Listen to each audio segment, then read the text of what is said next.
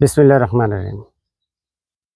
আমার office colleague, আমার সহপাঠী ইমরান হোসেন, তার বড় বোন, তাদের ফ্যামিলির ছোট মেয়ে শরীরে বিভিন্ন রোগে আক্রান্ত হয়ে আজ চট্টগ্রাম মেডিকেল কলেজ হাসপাতালে শেষ নিঃশ্বাস ত্যাগ করেছেন। ইন্না লিল্লাহি ওয়া ইন্না ইলাইহি রাজিউন। আমরা মরহুমার আত্মার মাগফিরাত কামনা করতেছি।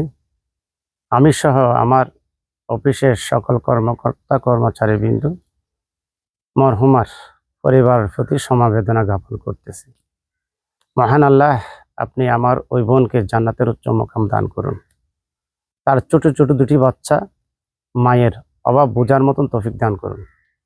পরিবারের সকলকে ধৈর্য ধারণ করার তৌফিক দান করুন।